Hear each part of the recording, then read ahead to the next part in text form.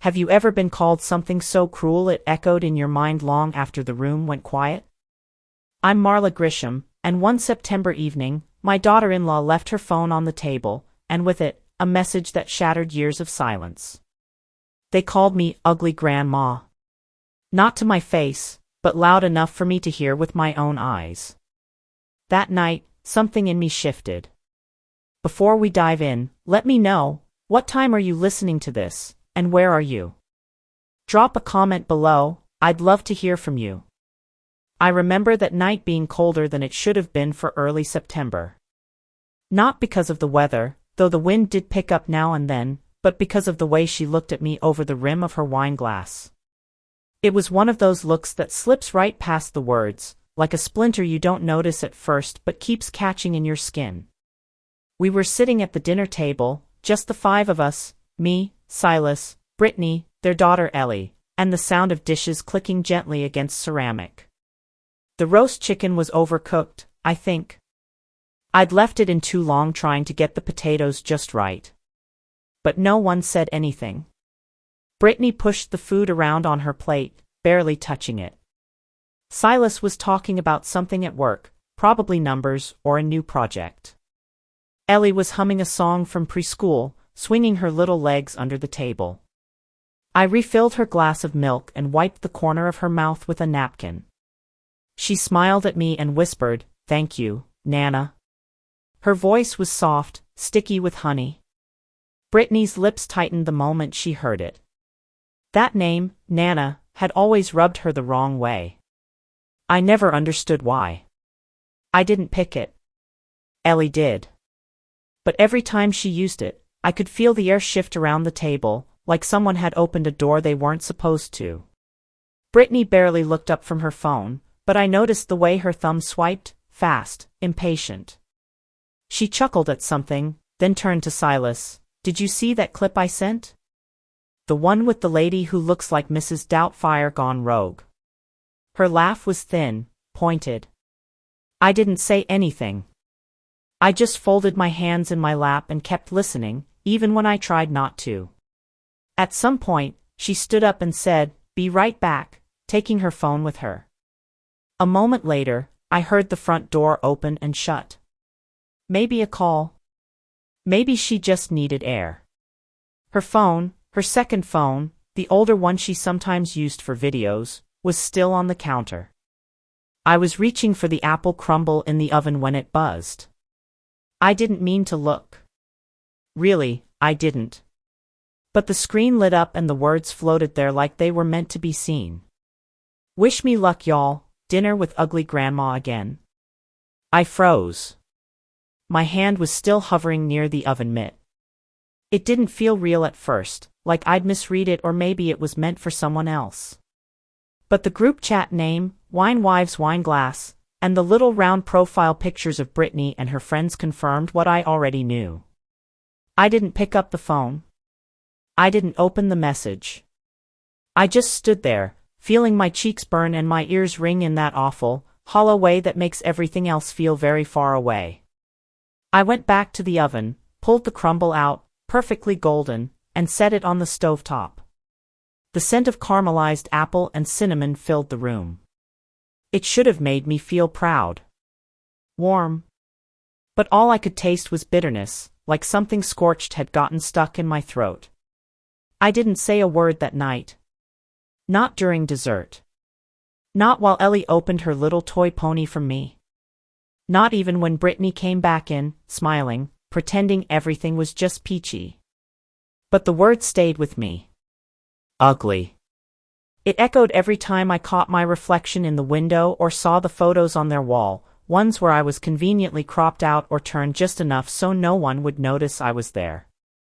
I started thinking about all the little comments over the past few years, the way Brittany would say, "Mom, maybe let her eat kale instead of nuggets today?" Or, in our house, we usually avoid fried stuff. Always said with a smile. Always in front of Ellie. Always small enough that I could choose to ignore it. And I did. I chose to ignore it again and again. Because I thought that's what you do when you're trying to be a good mother-in-law.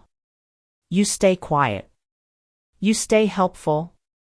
You make yourself useful, and eventually, you get used to being background noise.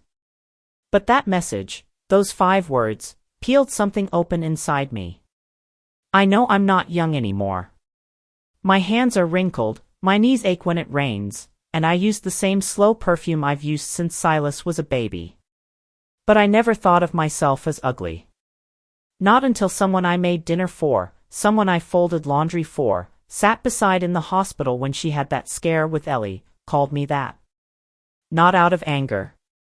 Not in a moment of frustration. But as a joke, to her friends. Something to laugh about while eating the food I made. I didn't sleep much that night.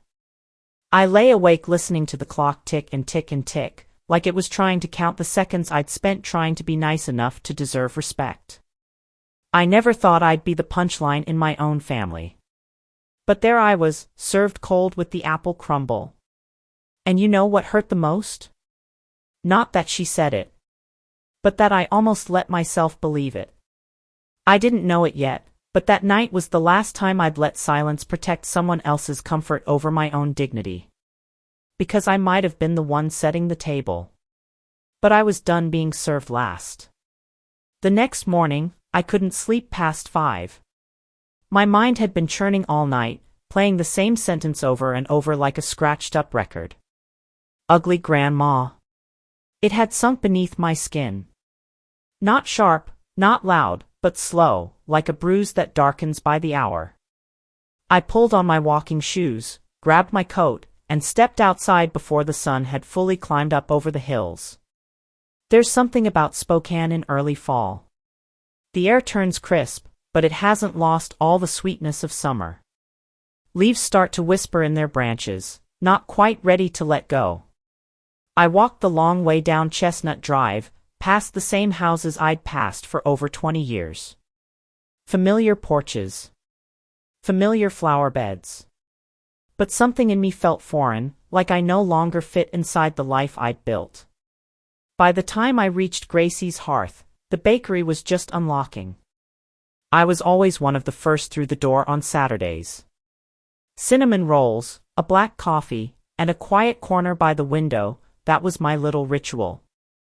A way to feel like my life still had rhythm, still had a shape that made sense.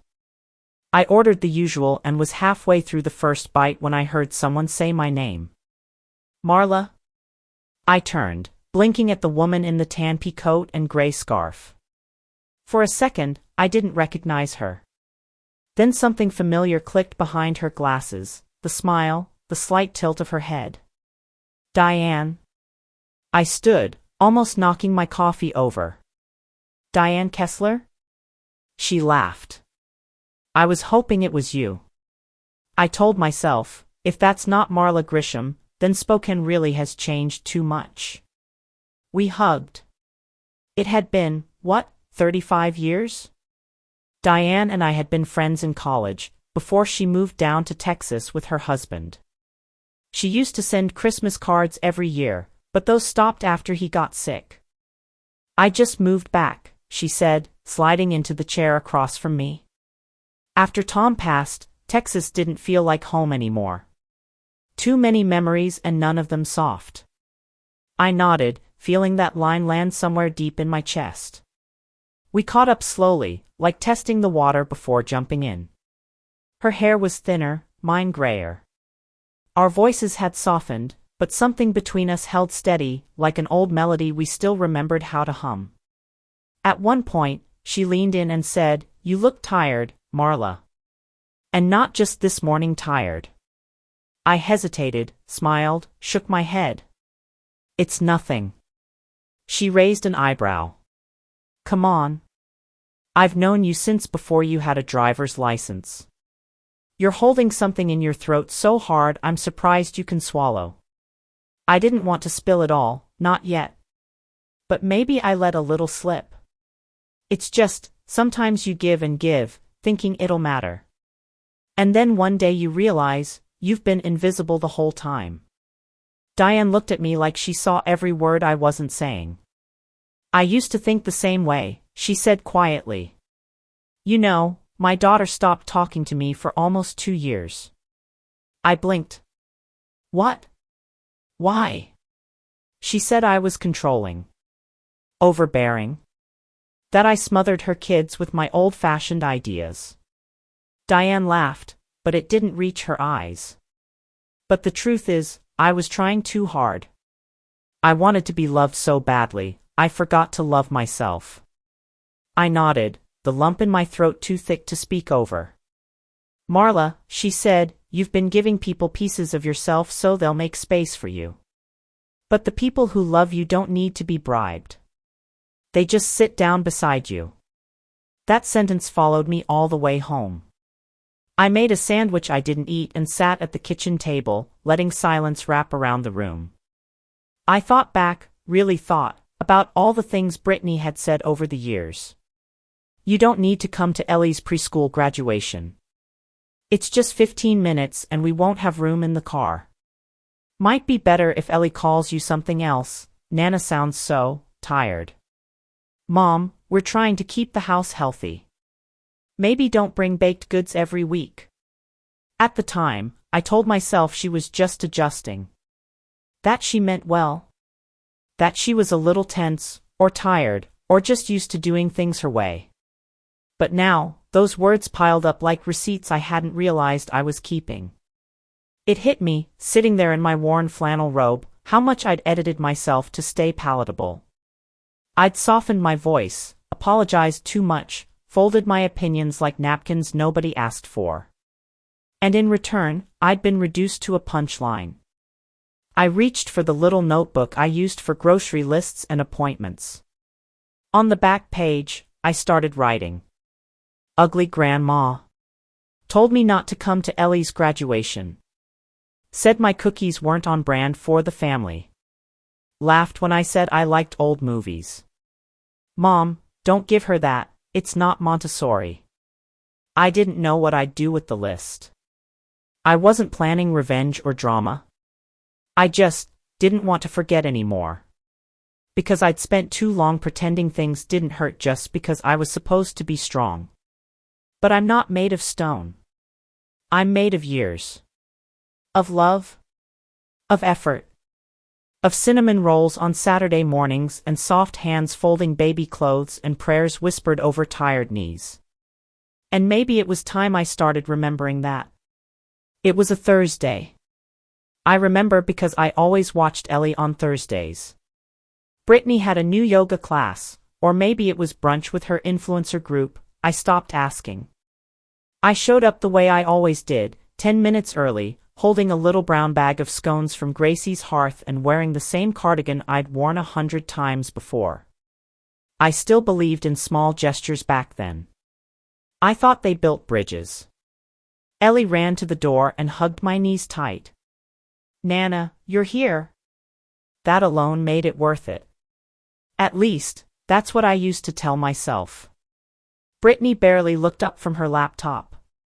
She already had snack, so please don't give her anything sweet. Also, we're minimizing screen time today. Thanks. She said it flat, without a hint of warmth. Just enough sugar to pretend it wasn't an order. I nodded and smiled like always. I told myself it was fine, that she was just a little wound up. After she left, I settled Ellie down with a puzzle and went to the kitchen to put away the scones. That's when I saw the iPad, open on the island, screen still active. There was a video playing in some group chat. I didn't recognize the app, but the voices came through clear. Brittany's voice cut through the room, laughing. I swear, my mother-in-law's food looks like it came straight from a nursing home. I mean, the woman still uses lard, for God's sake. Someone else giggled. Another chimed in, but hey, free childcare, right? You'd be nuts to give that up. And then, Brittany again, laughing harder, honestly, she's like my unpaid retirement home staff. Useful, but smells like soup and old potpourri. I froze. Not like a statue. Like something inside me had slipped out and I wasn't sure I could get it back. I didn't finish the video. I didn't touch the screen. I just pulled the headphones out and walked away. But I didn't forget. That afternoon, while Ellie napped, I folded some of her clothes and put away a few toys scattered on the floor. I was fluffing the pillows in her reading nook when Brittany came in without knocking. She looked around, frowning. "Mom, can I ask you something?" I turned, trying not to brace myself. "Could you please not fold our stuff anymore? I like to do it a certain way, and it just gets messed up when you try to help." I looked at her for a second. I used to immediately apologize, backpedal, say something like, "Oh, of course, honey, I was just trying to help." But not this time. I just said, "All right. I won't do it again." And I smiled. Not the kind of smile you give when you're happy. The kind you give when you're finished with a conversation before it starts. She blinked, almost confused by my calm. "Okay, thanks." Then she left, like nothing happened. But I stayed there a moment longer, letting the silence settle in around me. Something had shifted, small, but certain. I wasn't angry yet. Not loud angry. But I wasn't numb anymore either. Later that evening, Silas came home. Brittany transformed the moment he walked in the door. Her voice got softer, more playful. She leaned into his shoulder as he pulled off his jacket, told him about her day like we hadn't spent it in the same space, breathing the same stale air. She didn't mention the iPad. Or the video. Or the folded clothes. I watched her laugh with him, and I realized I wasn't even mad at her, not really. I was mad at myself. For how long I let it all slide. For how many times I swallowed hurt just to keep peace that never really existed. Then, as Silas lifted Ellie into his arms, she giggled and said, "Daddy, did you know Mommy said Nana looks like a silver witch? But like, a nice one?" My breath caught. Silas smiled, oblivious. "A nice silver witch, huh? That's something." Brittany laughed too quickly. "Kids say the craziest things, don't they?" I looked at Ellie, at her little ponytail and jelly-stained shirt. She had no idea what she'd said.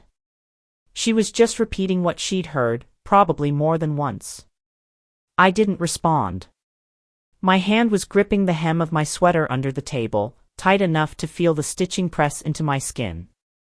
I smiled and said nothing.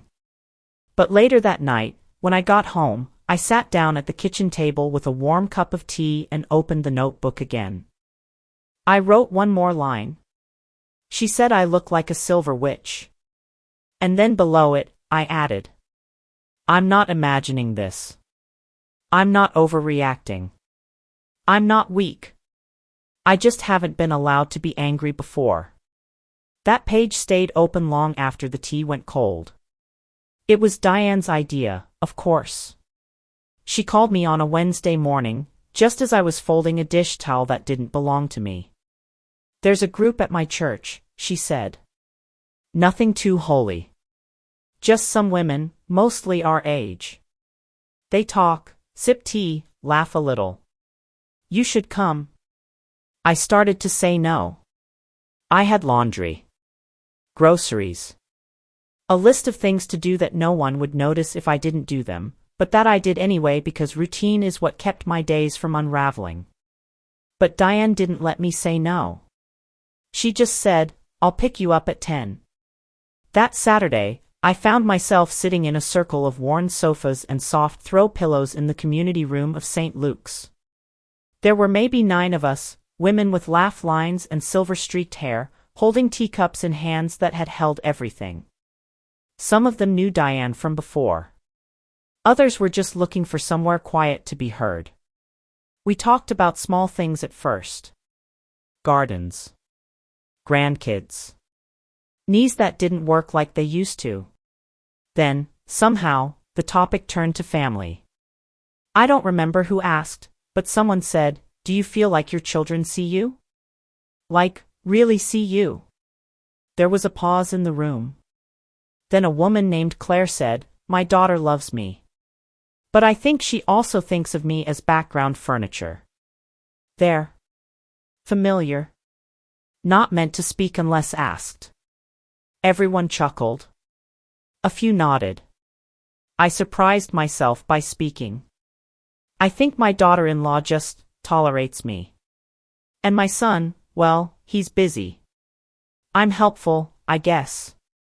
But some days I feel more like an appliance than a person. There was no pity in their faces, just knowing. Another woman leaned forward. Her voice was low but steady. Our kids don't have to love us the way we loved them. But they do have to respect us. Especially in our own homes. That sentence stuck. It lodged somewhere behind my ribs and stayed there. After the meeting, Diane and I walked back to her car slowly, like neither of us wanted the hour to end. Before she dropped me off, she said, "You've been too quiet in your own life, Marla. Maybe it's time to clear your throat." The next morning, Brittany called. "Can you come early tomorrow?" she asked. "I want to clear out the hall closet, and I need help sorting some of Ellie's old stuff." Her tone was polite, but only because she assumed I'd say yes. And maybe I would've, last week, last year. But something in me felt different now. Not angry. Just more certain. "I'm not available tomorrow morning," I said. Silence. "Oh," she said. "Everything okay?" "I just want to take a day for myself," I replied. There was another pause. "Right? Well, let me know if you change your mind." We hung up. I stood there for a moment, phone still in my hand, waiting for guilt to arrive like it always had. But it didn't come. All I felt was quiet. A different kind of quiet than I was used to. It wasn't the silence of being ignored. It was the stillness of holding your own space. That night, Diane sent me a short message. "Maybe it's time you rewrite your definition of family." I sat at the table with my old notebook and turned to a clean page. In big, careful letters, I wrote, "Family is the place where I don't have to apologize for asking to be respected." I looked at those words for a long time. Then I underlined them. Afterward, I cleaned out my own hallway closet, not because anyone asked, but because I wanted to. I threw away old receipts, folded blankets I hadn't touched in years, and found a photograph of me and Silas at his high school graduation. He was laughing. I was holding his arm like he might float away if I didn't. I sat down on the carpet and stared at it, thinking about how much I'd carried for him. For all of them. And how little space I'd given myself. 6 years. That's how long I'd been Nana on call. No schedule. No compensation. No thanks beyond the occasional, "couldn't have done it without you" tossed over the shoulder. But I wasn't bitter. Not anymore. I'd chosen those years, and there was love in them. But that didn't mean I owed forever. That evening, I made soup for one, sat on the porch, and let the last of the daylight wash over me. I didn't need permission to rest. Not anymore. Because something was shifting. Quietly. Deeply. And this time, it was coming from me. Ellie's birthday party was small, just family and a few of Brittany's friends from her mom's circle, the women she posted pictures with but never really seemed to like. They brought oversized gift bags, bottles of white wine, and voices a few decibels louder than the room called for. I'd made my corn chowder, the one Ellie always asked for when she had a cold. She called it Nana's sunshine soup. I ladled it into a white porcelain tureen with yellow daisies around the rim. That dish had belonged to my mother. It had seen more real family gatherings than any Instagram brunch. I was setting the spoons when I heard Megan's voice behind me. She was one of Brittany's closer friends, the kind that always smelled like some expensive candle and talked like she was auditioning for a podcast. "So this is the famous soup," she said, nudging another guest with her elbow. Britt said her mother-in-law's cooking is straight out of the nursing home cafeteria. She laughed. It wasn't cruel. It was casual. That was the worst part. My hands didn't shake. I didn't drop the spoon. I just stood there, staring at the bowl, feeling like the air had gone thin. That was the line. The exact one from the message I saw weeks ago. The one that started this quiet unraveling. Not just the insult, but the way it had become a joke, passed around like a party favor. I smiled. Not at her. Just, out of reflex. I handed her a napkin and walked into the laundry room. The moment the door closed behind me, I let out a breath I didn't know I'd been holding. My chest felt tight, like I'd been sucking in my stomach for years and finally noticed the ache. I leaned against the washer and let my eyes settle on the chipped tile floor. And just like that, a memory broke through, me at 27, standing in a different kitchen, holding baby Silas on my hip while my mother-in-law told me, widowed women shouldn't raise boys. Makes them soft. Or angry. Depends on the week. I remember smiling then, too. Swallowing hard. Telling myself, just let it go. He's all you've got. And I did. I let it go. I let a lot of things go, all in the name of peace. All in the name of love. Now, almost 40 years later, I was standing in another house, next to another woman who thought I didn't belong, but needed me too much to say it to my face. I had become her. Not the cruel mother-in-law, but the one who got reshaped into whatever was most convenient. The one who gave, and in return was called useful. Never necessary. Certainly not seen. I looked down at my shoes. Comfortable sneakers I'd had for years. Scuffed at the toe. Always reliable. Just like me. That night, I left early.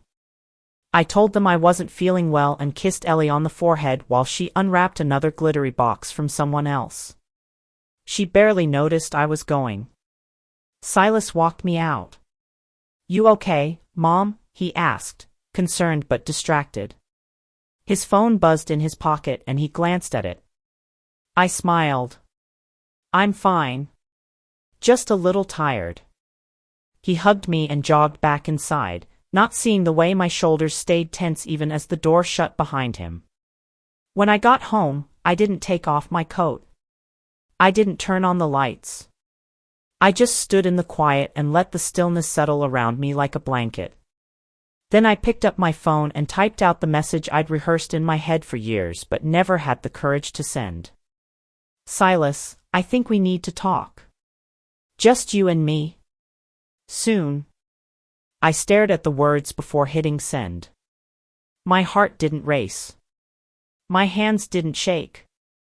It felt clean. Like sweeping out a corner of your house that's been gathering dust for too long. I wasn't angry. Not in the way I used to be when something hurt.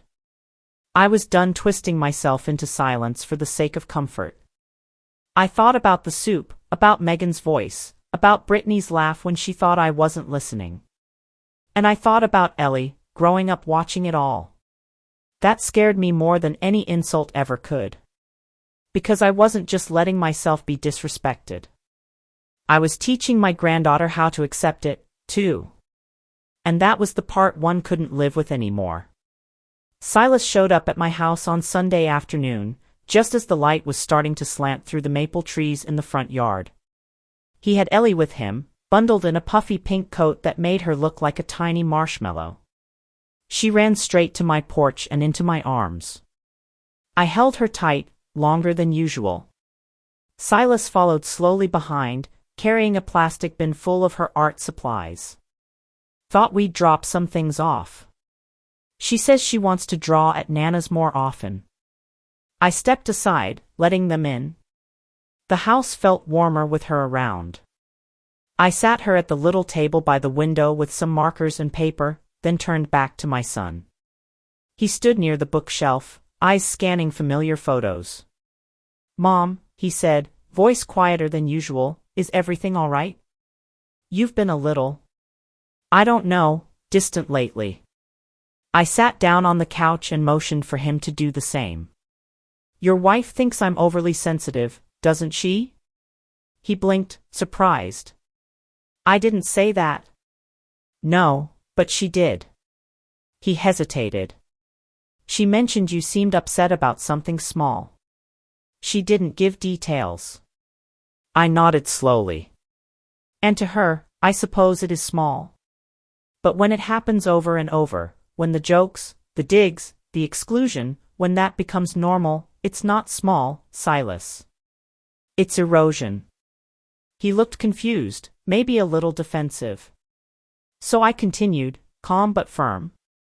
I saw a message on her phone a few weeks ago. She left it on the counter. It lit up, and I read one line. That's all it took. I paused. My voice didn't shake, but my hands were tight around each other in my lap. She called me ugly grandma. To her friends. In a group chat. Silas didn't say anything. His shoulders dropped just slightly. He looked away. I didn't read more, I said. Didn't need to. I've felt it. For years. In how she talks to me. In how I'm treated more like furniture than family.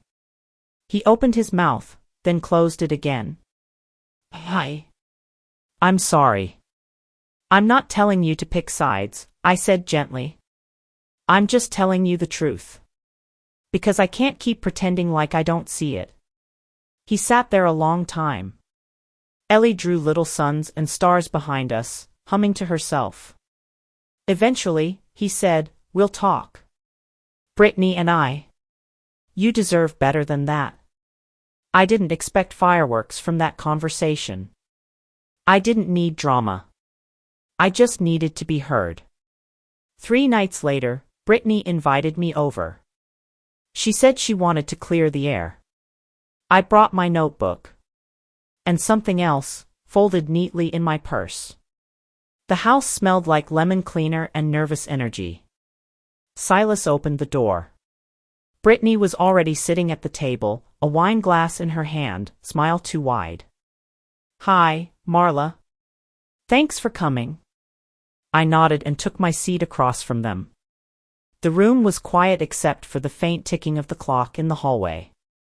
She started in a tone I recognized, too bright, too rehearsed.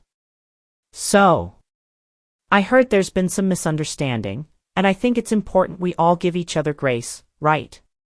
I didn't respond.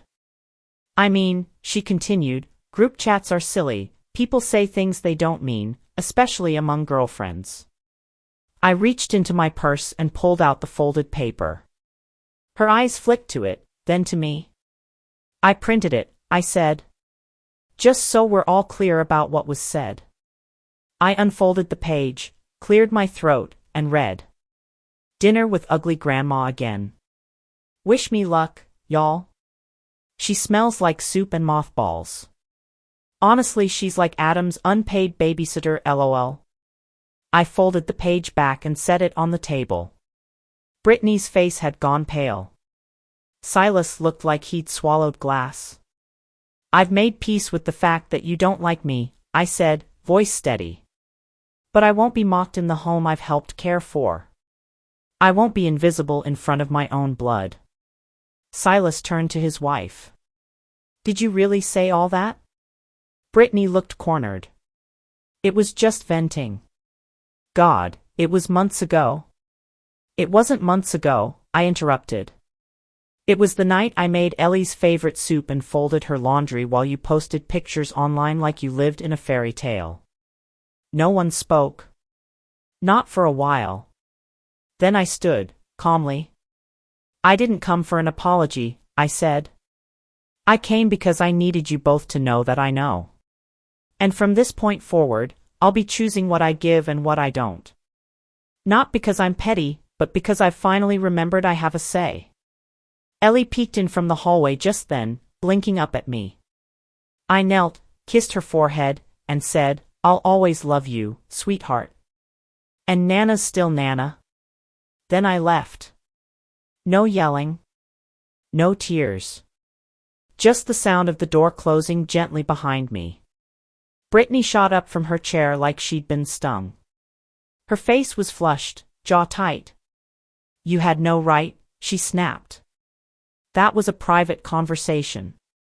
You don't just read someone's messages and then, what? Weaponize them. Her words hit the table like glass shattering, sharp and messy. You invaded my privacy, and now you're trying to make me look like the villain, she went on. That's manipulative, Marla. You're being overly sensitive. You always are. Silas tried to step in. Britt, maybe just. No, she cut him off, eyes still locked on me. I never told her she couldn't come here. I never said that. You're twisting everything. This isn't fair. I looked at her. Really looked. Not the version I had spent years tiptoeing around. Not the polished, curated woman she posted online. Just her, defensive, angry, unaccountable. I didn't yell. I didn't flinch. I just waited for the noise to stop. Then I spoke, calm and low. You didn't need to say it, I said. I felt it. Every week. Every time I brought over a meal you never touched. Every time you rolled your eyes when I spoke. Every time you smiled at Silas and sighed at me. She scoffed. God, you're twisting everything. I'm done twisting, I said. I'm not here to beg for a place in this family anymore. Silas shifted beside her, clearly unsure what to do. Maybe we all just need to take a breath, he said carefully. We can talk this out. I'm not asking for a talk, I said, turning to him. I'm asking for space. He looked down, nodding slowly. I turned back to Brittany. I never asked to be paid for what I did. I didn't keep track of how many dinners I cooked or hours I spent watching Ellie. I did it out of love. But I won't keep giving while being talked about like I'm some burden to tolerate. I'm not here for pity. And I'm done accepting crumbs and calling them kindness. There was a silence so dense it could have swallowed the room whole. An apology would be nice, Silas said quietly, glancing at his wife. Mom deserves that much. Brittany crossed her arms. I'm not apologizing for venting in a private space. That's not how this works. I stood up slowly. No anger, just clarity. I figured as much. Ellie appeared at the edge of the hallway, clutching her little bunny plush, blinking sleepily. Nana? I walked over, knelt beside her, and tucked a strand of hair behind her ear. Hey sweetheart, I said softly. I'm heading out. But you'll always have me, okay? She nodded, not really understanding but sensing something in my voice. You'll come back. I smiled. If you ever need someone to stand with you, Nana will be there. I kissed her cheek and stood again. Brittany didn't speak. Silas looked like he wanted to, but couldn't find the words. I grabbed my coat from the back of the chair and walked toward the door. The air in the house felt thinner now, less like a home, more like a hallway I was finally walking out of. The door closed behind me with a soft click, not a slam. It didn't need to be loud. The silence left behind said enough. Out in the car, I sat behind the wheel for a moment before turning the key. My hands rested calmly on the steering wheel, fingers loose, breath steady. One tear rolled down my cheek. Just one. But it wasn't sadness. It wasn't grief. It was relief. 3 weeks passed. Not a word from Silas. Not a single request to watch Ellie. Not even a photo forwarded in a group text. The house was quiet in a new way, not lonely, just honest. I started going on morning walks again, this time with the women from church. Diane came, of course, in her wide-brimmed hat and stubborn optimism. We'd stroll through the greenbelt and stop at the farmer's market, where she'd insist I try new teas I couldn't pronounce. I planted kale in the raised bed behind the porch and read 3 novels I'd meant to get to for years. I reorganized my pantry. I joined the group that packaged meals for the shelter on Wednesdays. No one clapped for me. No one needed me to fix anything. And for the first time in a long while, I didn't feel invisible. I just felt real. Then, one Thursday morning, Silas showed up. He had flowers, daisies, my favorite. He looked older than he did a month ago, like the weight of something had finally landed on his shoulders. "Hey, Mom," he said, standing awkwardly on the porch. "Got a minute?" I stepped aside. He didn't speak right away. Just walked into the living room and stood by the mantel where my photos sat, me and Ellie at the zoo, me and Silas when he was 5, laughing in a sandbox. "I'm sorry," he finally said. "I've been thinking a lot. I let too many things slide. I let Brittany's tone become the norm. And I didn't stand up when I should've. I thought you were okay because you never said otherwise." I sat down across from him, letting the silence stretch. "I want to make things right," he added. "Ellie misses you. I miss you. Can we start fresh?" I nodded slowly. "We can. But things won't go back to the way they were." He nodded. "That's fair. If you want me to spend time with Ellie," I said, "I'm happy to. But from now on, I come when invited. Not expected. And if Brittany says anything disrespectful again, even once, I will step away. No explanations. No apologies." He looked at me. Understood. And I believed he meant it. Later that weekend, on a quiet Sunday night, my phone buzzed. A single message from Brittany. "Thanks for watching, Ellie. Hope you understand, what I said wasn't meant to hurt. Just a bad moment." I read it once, then twice. Then I set my phone down and turned off the screen. I didn't reply. Because I wasn't looking for a band-aid.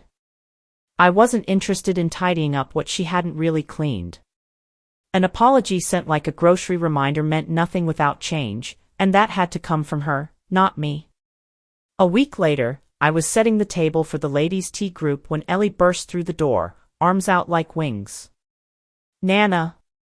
Mommy said I can sleep over this weekend." She dropped her backpack on the rug and flopped into the chair beside me. "I want to stay 2 nights. Your house is warmer." I chuckled. "That's just the old furnace working too hard." She shook her head. "No, it's warm like toast." I laughed, pulling her into a hug. "Well, lucky for you, this house always has warm blankets and buttery toast." She grinned and leaned her head against me. In that moment, I didn't feel like a helper or a placeholder. I felt like myself. Nana, yes, but also Marla. A woman who had finally chosen to stop performing and start living. That night, after Ellie went to bed and the house settled into its soft nighttime rhythm, I pulled out my old journal. I opened to the last filled page, then turned to a blank one. In the quiet, with only the hum of the fridge and the soft tick of the clock, I wrote, "I used to think family meant staying quiet so you wouldn't be pushed out. Now I know, real family lets you speak, and still saves you a seat." I paused. Then I added, "I'm not the keeper of peace by way of silence anymore. I keep my peace by remembering my worth." And finally, at the bottom, in my neatest handwriting, "I don't want to be loved because I stay small. I want to be loved because I am whole." I closed the journal, turned off the lamp, and walked down the hall toward the room where Ellie slept. My footsteps were soft. My heart, lighter than it had been in years. And somewhere inside, I knew, I had come home to myself. You know, at my age, you stop expecting fireworks. You start craving the quiet things, being heard, being seen, and being respected without having to beg for it. I used to think keeping peace meant staying silent. But peace, I've learned, isn't the absence of conflict, it's the presence of dignity. Maybe you've been in a room where your heart didn't feel welcome, even if your body was. If you have, I see you. And if this story touched something in you, I hope you'll stay with me for the next one. We've still got a lot of life to reflect on, quietly, together.